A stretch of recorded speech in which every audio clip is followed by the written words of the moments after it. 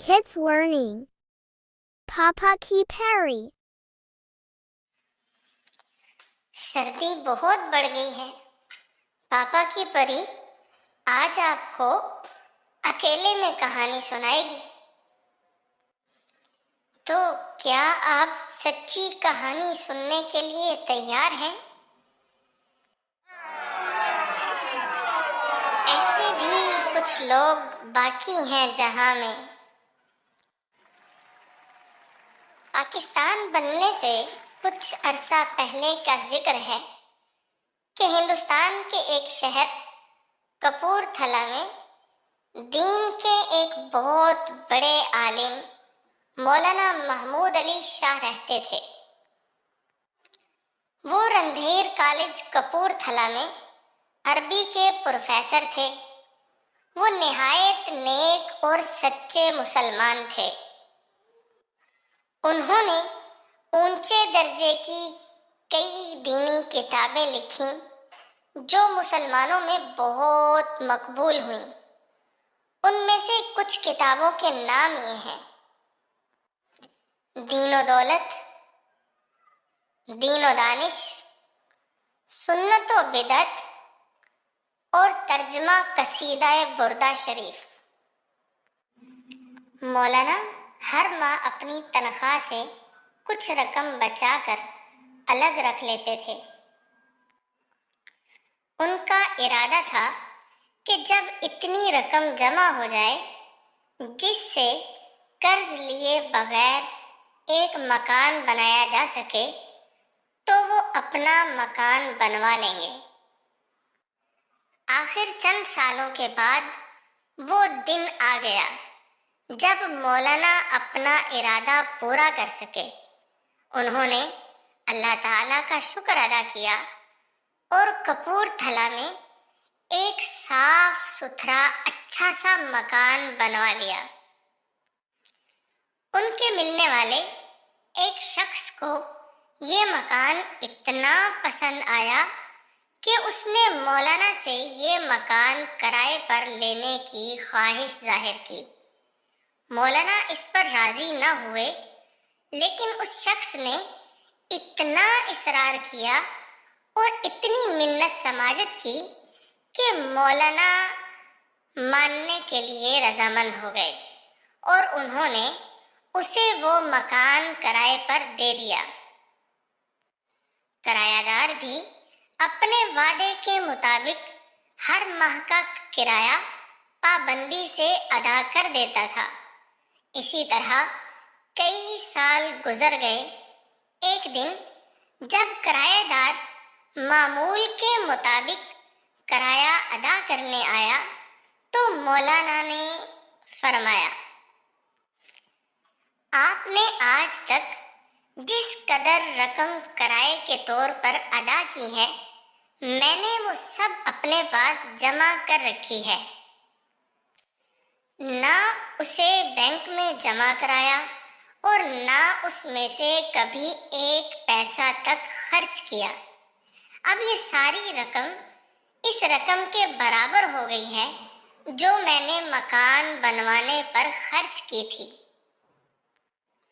अब मैं इससे ज्यादा का हकदार नहीं हूँ, इसलिए आपसे मजीद किराया नहीं ले सकता।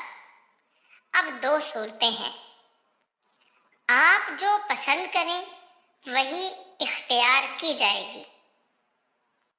पहली सूरत यह है कि मेरे पास किराए की सारी रकम आप ले लीजिए और मकान मेरे हवाले कर दीजिए। और दूसरी सूरत यह है, मेरे साथ कचहरी चलिए और मकान अपने नाम रजिस्ट्री करवा लीजिए। मौलाना की गुफ्तगू सुनकर किराएदार हैरान रह गया। वो सोच भी नहीं सकता था कि उस जमाने में कोई शख्स इतना परहेजगार हो सकता है।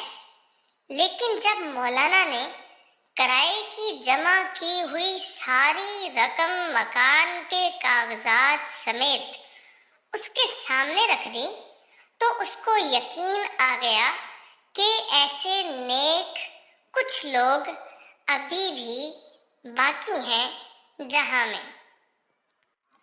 उस शख्स ने मौलाना के हाथ चूमे, मौलाना का बार बार शुक्रिया अदा किया और कोई भी सूरत इख्तियार करने से इनकार किया, लेकिन मौलाना ने उसकी एक न सुनी और उसे मजबूर कर दिया कि वो उनकी बात मान ले।